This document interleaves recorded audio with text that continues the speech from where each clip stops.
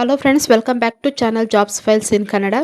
S, ಇವತ್ತಿನ ವಿಡಿಯೋದಲ್ಲಿ ನಾನು ಹೈಕೋರ್ಟ್ ಆಫ್ ಕರ್ನಾಟಕ ಏನಿದೆ ಇಲ್ಲಿರುವಂತಹ court secretary, assistant court secretary ಹುದ್ದೆಯ ಬಗ್ಗೆ ಈ ವಿಡಿಯೋದಲ್ಲಿ ಮಾಹಿತಿಯನ್ನು ತಿಳಿಸ್ಕೊಡ್ತಾ ಹೋಗ್ತೀನಿ. ಅದಕ್ಕಿಂತ ಮೊದಲು ಯಾರೆಲ್ಲ ನನ್ನ ಚಾನಲ್ನ ಸಬ್ಸ್ಕ್ರೈಬ್ ಮಾಡ್ಕೊಳ್ಳಿಲ್ವೋ ಸಬ್ಸ್ಕ್ರೈಬ್ ಮಾಡ್ಕೊಳ್ಳಿ ಮತ್ತು ಪಕ್ಕದಲ್ಲಿರುವಂತಹ ಬೆಲ್ ಐಕಾನ್ ಏನಿದೆ ಇದರ ಮೇಲೆ ಕ್ಲಿಕ್ ಮಾಡಿ. ಇದರಿಂದ ನಾನು ಅಪ್ಡೇಟ್ ಮಾಡುವಂಥ ಜಾಬ್ನ ನೋಟಿಫಿಕೇಷನ್ ಮೊದಲು ನಿಮಗೆ ತಲುಪುತ್ತೆ ಅಂತ ಹೇಳ್ತಾ, ಎಸ್, ನೀವಿಲ್ಲಿ ನೋಡ್ಬೋದು, ಇದು ಕರ್ನಾಟಕ ರಾಜ್ಯ ಪತ್ರದಲ್ಲಿ ಪ್ರಕಟವಾಗಿರುವಂಥದ್ದು. ಇದು ನೋಟಿಫಿಕೇಷನ್ ಇಂಗ್ಲೀಷ್ ಮತ್ತು ಕನ್ನಡದಲ್ಲಿ ಎರಡರಲ್ಲಿದೆ. ನಾನು ಕನ್ನಡದನ್ನು ಎಕ್ಸ್ಪ್ಲೇನ್ ಮಾಡ್ತಾ ಹೋಗ್ತೀನಿ. ಇದು ಇಂಗ್ಲೀಷಲ್ಲಿ ಇರುವಂಥದ್ದು, ಕನ್ನಡದಲ್ಲಿರುವಂಥದ್ದನ್ನು ನಾನು ಎಕ್ಸ್ಪ್ಲೇನ್ ಮಾಡ್ತಾ ಹೋಗ್ತೀನಿ. ಎಸ್, ಇಲ್ಲಿ ನೋಡ್ಬೋದು, ಕರ್ನಾಟಕ ಉಚ್ಚ ನ್ಯಾಯಾಲಯ ಬೆಂಗಳೂರು, ದಿನಾಂಕ 1 ಜುಲೈ 2026. ಅಸಿಸ್ಟೆಂಟ್ ಕೋರ್ಟ್ ಸೆಕ್ರೆಟರಿ ಹುದ್ದೆಗಳಿಗಾಗಿ ಅಭ್ಯರ್ಥಿಗಳ ನೇರ ನೇಮಕಾತಿ. ಉಳಿದ ಮೂಲ ವೃಂದದಲ್ಲಿ ಇದು ಆನ್ಲೈನ್ ಮೂಲಕ ಅರ್ಜಿ ಸಲ್ಲಿಸಲು ಕೊನೆಯ ದಿನಾಂಕ 30 ಜುಲೈ 2026. ಕರ್ನಾಟಕ ಉಚ್ಚ ನ್ಯಾಯಾಲಯ ಬೆಂಗಳೂರು, ಇಲ್ಲಿ 73 ಅಸಿಸ್ಟೆಂಟ್ ಕೋರ್ಟ್ ಸೆಕ್ರೆಟರಿ ಹುದ್ದೆಗೆ 6 ಉಳಿಕೆ ಹುದ್ದೆಗಳು ಬ್ಯಾಕ್ಲಾಗ್ ಹುದ್ದೆ ಸೇರಿದಂತೆ ಉಳಿದ ಮೂಲದ ವೃಂದದ ಅಡಿಯಲ್ಲಿ ನೇರ ನೇಮಕಾತಿಗಾಗಿ ಅರ್ಜಿಗಳನ್ನು ಸಲ್ಲಿಸಲು ನಿಗದಿಪಡಿಸಿರುವ ಕೊನೆಯ ದಿನಾಂಕದವರೆಗೂ ಅಗತ್ಯ ಮತ್ತು ಇತರೆ ಅರ್ಹತಾ ಷರತ್ತುಗಳನ್ನು ಪೂರೈಸುವ ಅಭ್ಯರ್ಥಿಗಳು ಕರ್ನಾಟಕ ಉಚ್ಚ ನ್ಯಾಯಾಲಯದ ವೆಬ್ಸೈಟ್ ಏನಿದೆ, ಇಲ್ಲಿ ವೆಬ್ಸೈಟ್ ಕೊಟ್ಟಿದ್ದಾರೆ, ಮೂಲಕ ಆನ್ಲೈನ್ ಅರ್ಜಿಯನ್ನು ಸಲ್ಲಿಸಬಹುದು ಎಂದು ಸೂಚಿಸಲಾಗಿದೆ. ನಾನು ವೆಬ್ಸೈಟ್ ಲಿಂಕನ್ನು ಡಿಸ್ಕ್ರಿಪ್ಷನಲ್ಲಿ ಕೊಟ್ಟಿರ್ತೀನಿ, ಚೆಕ್ ಮಾಡ್ಕೊಳ್ಳಿ. ಇಲ್ಲಿ ಅಧಿಸೂಚನೆ ಸಂಖ್ಯೆ ಕೊಟ್ಟಿದ್ದಾರೆ. ದಿನಾಂಕ 16 ಮಾರ್ಚ್ 2026 ಮುಖಾಂತರ ಅರ್ಜಿಯನ್ನು ಸಲ್ಲಿಸಿದ ಅಭ್ಯರ್ಥಿಗಳು ಹೊಸದಾಗಿ ಅರ್ಜಿಯನ್ನು ಸಲ್ಲಿಸುವುದು ಮತ್ತು ಶುಲ್ಕವನ್ನು ಪಾವತಿಸುವ ಅವಶ್ಯಕತೆ ಇರುವುದಿಲ್ಲ. ಪರಿಶಿಷ್ಟ ಜಾತಿ ಅಡಿಯಲ್ಲಿ ಮೀಸಲಾತಿಯನ್ನು ಕೋರಿದ ಅಭ್ಯರ್ಥಿಗಳು ಕಡ್ಡಾಯವಾಗಿ ಒಳ ಮೀಸಲಾತಿಯ ಪ್ರವರ್ಗ ಎ, ಬಿ ಮತ್ತು ಸಿ ಮಾಹಿತಿಯನ್ನು ಒದಗಿಸತಕ್ಕದ್ದು ಮತ್ತು ಪ್ರಮಾಣ ಪತ್ರವನ್ನು ಆನ್ಲೈನ್ ಲಿಂಕ್ ಏನು ಕೊಟ್ಟಿದ್ದಾರೆ ಅದರ ಮೂಲಕ ಅಪ್ಲೋಡ್ ಮಾಡುವಂತೆ ಸೂಚಿಸಲಾಗಿದೆ. ಇಲ್ಲವಾದಲ್ಲಿ ಅಂತಹ ಅರ್ಜಿಗಳನ್ನು ಮುಂದಿನ ಪ್ರಕ್ರಿಯೆಗಳಿಗೆ ಪರಿಗಣಿಸಲಾಗುವುದಿಲ್ಲ ಅಂತ ತಿಳಿಸಿರುವಂಥದ್ದು. ನೋಡ್ಬೋದು, ಖಾಲಿ ಹುದ್ದೆಗಳ ವರ್ಗೀಕರಣ ಕೊಟ್ಟಿದ್ದಾರೆ, ಅಂದರೆ ಎಷ್ಟೆಷ್ಟು ಹುದ್ದೆಗಳು ಇದೆ ಅಂತೇಳಿ ನೋಡ್ಬೋದು. ಉಳಿದ ಮೂಲ ವೃಂದದ 73 ಹುದ್ದೆಗಳು, ಹಾಗೆ 6 ಬ್ಯಾಕ್ಲಾಗ್ ಹುದ್ದೆಗಳನ್ನು ಕೂಡ ಒಳಗೊಂಡಂತೆ ಟೋಟಲ್ 73 ಹುದ್ದೆಗಳನ್ನು ಖಾಲಿ ಇರುವಂಥದ್ದು ಇಲ್ಲಿ ಕೊಟ್ಟಿದ್ದಾರೆ. ಮೀಸಲಾತಿ ಯಾವ್ಯಾವ ಎಷ್ಟೆಷ್ಟು ಪೋಸ್ಟ್ಗಳು ಇದೆ ಅಂಥೇಳಿ ಅದನ್ನು ನೀವು ಚೆಕ್ ಮಾಡ್ಕೊಳ್ಳಿ, ವಿಡಿಯೋನ ಪಾಸ್ ಮಾಡಿ. ನಾನಿಲ್ಲಿ ಎಕ್ಸ್ಪ್ಲೇನ್ ಮಾಡ್ತಾ ಇಲ್ಲ. ಇಲ್ಲಿ ನೋಡ್ಬೋದು, ಒಟ್ಟು 67 ಪ್ಲಸ್ 6 ಬ್ಯಾಕ್ಲಾಗ್, ಟೋಟಲು 73 ಹುದ್ದೆ ಖಾಲಿ ಇರುವಂಥದ್ದು. ಇನ್ನು ವೇತನ ಶ್ರೇಣಿ 44,900ರಿಂದ ಸ್ಯಾಲ್ರಿ ಪ್ರಾರಂಭವಾಗುತ್ತೆ. ಇದು ನೇಮಕಾತಿ ವಿಧಾನ. ಅಭ್ಯರ್ಥಿಗಳ ಆಯ್ಕೆಯನ್ನು ಈ ಕೆಳಗಿನ ನಿಯಮಾನುಸಾರ ನೇಮಕ ಮಾಡಲಾಗುತ್ತೆ. ಇನ್ನು ಕಾಲಕ್ಕೆ ತಿದ್ದುಪಡಿಯಾದಂತೆ ಇಲ್ಲಿ ಕೊಟ್ಟಿದ್ದಾರೆ, ಅದನ್ನು ನಾನು ಎಕ್ಸ್ಪ್ಲೇನ್ ಮಾಡ್ತಾ ಇಲ್ಲ, ವಿಡಿಯೋನ ಪಾಸ್ ಮಾಡಿ ಚೆಕ್ ಮಾಡ್ಕೊಳ್ಳಿ. ಇನ್ನು ಅರ್ಹತಾ ಮಾನದಂಡಗಳು.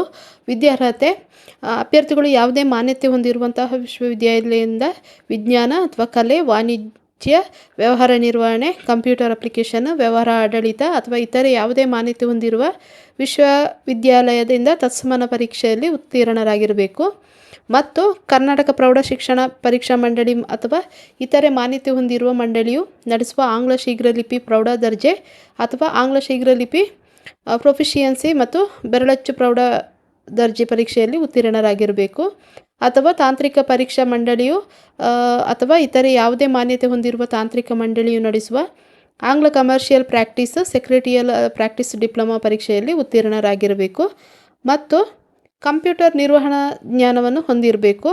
ಕಂಪ್ಯೂಟರ್ ನಿರ್ವಹಣಾ ಜ್ಞಾನ ಅಂದರೆ ಕನಿಷ್ಠ 3 ತಿಂಗಳುಗಳ ಕಂಪ್ಯೂಟರ್ ಬೇಸಿಕ್ ಕೋರ್ಸ್ನ ಪ್ರಮಾಣಪತ್ರವನ್ನು ಪ್ರದಾನ ಮಾಡುವ ಕಂಪ್ಯೂಟರ್ ಶಿಕ್ಷಣ ನೀಡುವ ಸಂಸ್ಥೆಯಿಂದ ಹೊಂದಿರಬೇಕು. ಇನ್ನು ವಯೋಮಿತಿ ಏಜ್ ಲಿಮಿಟ್ ನೋಡೋದಾದರೆ, ಅಭ್ಯರ್ಥಿಗಳು ಅರ್ಜಿ ಸಲ್ಲಿಸಲು ನಿಗದಿಪಡಿಸಲಾದ ಕೊನೆಯ ದಿನಾಂಕದಂದು ಎಲ್ಲ ವರ್ಗದವರು ಕನಿಷ್ಠ 18 ವರ್ಷದವರಾಗಿರಬೇಕು ಮತ್ತು ಗರಿಷ್ಠ ವಯೋಮಿತಿ ಈ ಕೆಳಕಂಡಂತೆ ಇರತಕ್ಕದ್ದು. ಸಾಮಾನ್ಯ ಅಭ್ಯರ್ಥಿಗಳಿಗೆ ಅಂದರೆ JM ಅವರಿಗೆ 40 ವರ್ಷಗಳು, ಇನ್ನು ಇತರ ಹಿಂದುಳಿದ ವರ್ಗಗಳು OBC ಅವರಿಗೆ 43 ವರ್ಷ, SC ST ಮತ್ತು ಕ್ಯಾಟಗರಿ 1 ಏನಿದ್ದಾರೆ ಅವರಿಗೆ 45 ವರ್ಷಗಳು ಕಂಪ್ಲೀಟ್ ಆಗಿರಬೇಕು.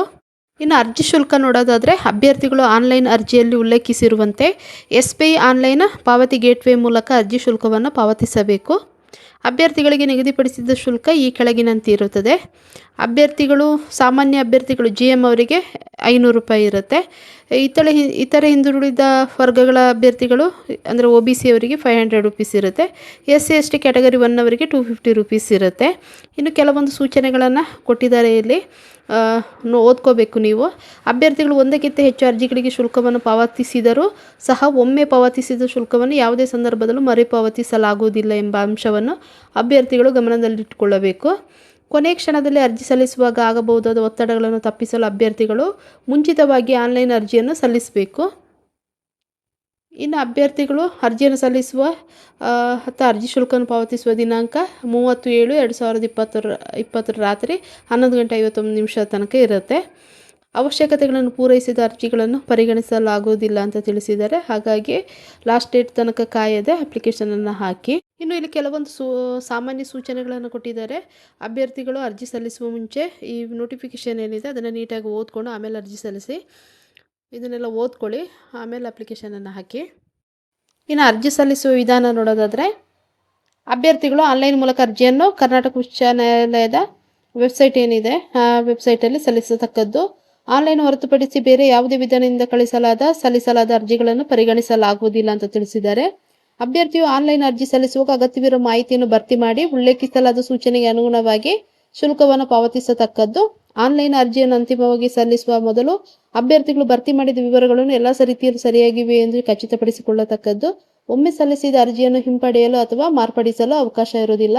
ಹಾಗಾಗಿ ಅಪ್ಲಿಕೇಶನ್ ಹಾಕುವಾಗ ನೀಟಾಗಿ ನೋಡಿಕೊಂಡು ಅಪ್ಲಿಕೇಶನನ್ನು ಹಾಕಿ, ಯಾವುದೇ ಮಿಸ್ಟೇಕನ್ನು ಮಾಡಬೇಡಿ. ನಿಮ್ಮದು ವ್ಯಾಲಿಡ್ ಆಗಿರುವಂಥ ಒಂದು ಇಮೇಲ್ ID ಮತ್ತು ಆ್ಯಕ್ಟಿವ್ ಆಗಿರುವಂಥ ಮೊಬೈಲ್ ನಂಬರನ್ನು ಕೊಡಬೇಕು. ಯಾಕೆಂದರೆ ಅದರ ಮೂಲಕನೇ ಎಲ್ಲ ನಿಮಗೆ ಎಕ್ಸಾಮ್ಗೆ ಸಂಬಂಧಿಸಿದ ವಿವರಗಳನ್ನೆಲ್ಲರೂ ಕಳಿಸಿಕೊಡುವಂಥದ್ದು. ಇಲ್ಲಿ ತುಂಬ ಸೂಚನೆಗಳನ್ನೆಲ್ಲ ಕೊಟ್ಟಿದ್ದಾರೆ. ನಾನು ಅದನ್ನೆಲ್ಲ ಎಕ್ಸ್ಪ್ಲೈನ್ ಮಾಡ್ತಾ ಇಲ್ಲ. ನೀಟಾಗಿ ಅಪ್ಲಿಕೇಶನ್ ಹಾಕ್ಲಿಕ್ಕಿಂತ ಮುಂಚಿತವಾಗಿ ಈ ನೋಟಿಫಿಕೇಶನ್ ಏನಿದೆ ಅದನ್ನು ಕ್ಲೀನಾಗಿ ಓದ್ಕೊಳ್ಳಿ, ಆಮೇಲೆ ಅಪ್ಲಿಕೇಶನನ್ನು ಹಾಕಿ. ಇನ್ನು ಇಲ್ಲಿ ನೀವು ನೋಡ್ಬೋದು, ಇದು ಕಲ್ಯಾಣ ಕರ್ನಾಟಕ ಪ್ರದೇಶಕ್ಕೆ ಇರುವಂತಹ ನೋಟಿಫಿಕೇಷನ್ ಆಗಿರುತ್ತೆ. ಸೇಮು ಲಾಸ್ಟ್ ಡೇಟ್ 30ಗೆ ಲಾಸ್ಟ್ ಡೇಟ್ ಆಗಿರುತ್ತೆ. ಇಲ್ಲಿ ಪೋಸ್ಟಿಂಗ್ ನೋಡೋದಾದರೆ ಟೋಟಲ್ 12 ಪೋಸ್ಟ್ ಖಾಲಿ ಇರುವಂಥದ್ದು. ಅದರಲ್ಲಿ 7 ಬ್ಯಾಕ್ಲಾಗ್ ಹುದ್ದೆ ಖಾಲಿ ಇರುವಂಥದ್ದು ಇಲ್ಲಿ ಕೊಟ್ಟಿದ್ದಾರೆ. ವಿಡಿಯೋನ ಪಾಸ್ ಮಾಡಿ ಚೆಕ್ ಮಾಡ್ಕೊಳ್ಳಿ ಎಷ್ಟೆಷ್ಟು ರಿಸರ್ವೇಷನ್ ಹೇಗೆ ಅಂತೇಳಿ. ನಾನು ಅದನ್ನಿಲ್ಲಿ ಎಕ್ಸ್ಪ್ಲೈನ್ ಮಾಡಲಿಕ್ಕೆ ಹೋಗ್ತಾ ಇಲ್ಲ. ಇವತ್ತಿನ ವಿಡಿಯೋದಲ್ಲಿ ನಾನು ಕರ್ನಾಟಕ ಹೈಕೋರ್ಟ್ ಏನಿದೆ ಇಲ್ಲಿರುವಂತಹ ಅಸಿಸ್ಟೆಂಟ್ ಕೋರ್ಟ್ ಸೆಕ್ರೆಟರಿ ಹುದ್ದೆಯ ಬಗ್ಗೆ ಸಂಪೂರ್ಣವಾದ ಮಾಹಿತಿಯನ್ನು ಈ ವಿಡಿಯೋದಲ್ಲಿ ತಿಳಿಸ್ಕೊಟ್ಟಿದ್ದೀನಿ. ನಿಮಗೇನಾದರೂ ಆಸಕ್ತಿ ಇದ್ದು ನೀವೇನಾದರೂ ಎಲಿಜಿಬಲ್ ಇದ್ದರೆ ಈ ಹುದ್ದೆಗೆ ಅರ್ಜಿ ಸಲ್ಲಿಸಿ ಅಂತ ಹೇಳ್ತಾ, ಹಾಗೆ ಈ ವಿಡಿಯೋಗೊಂದು ಲೈಕ್ ಕೊಟ್ಟು ಯಾರಿಗೆ ಈ ವಿಡಿಯೋದ ಅಗತ್ಯ ಇದೆಯೋ ಅವರೊಂದಿಗೆ ಈ ವಿಡಿಯೋನ ಶೇರ್ ಮಾಡ್ಕೊಳ್ಳಿ ಅಂತ ಹೇಳ್ತಾ, ಹಾಗೆ ಸಬ್ಸ್ಕ್ರೈಬ್ ಮಾಡ್ಕೊಳ್ಳಿ ಅಂತ ಹೇಳ್ತಾ, ಥ್ಯಾಂಕ್ ಯು ಫಾರ್ ವಾಚಿಂಗ್.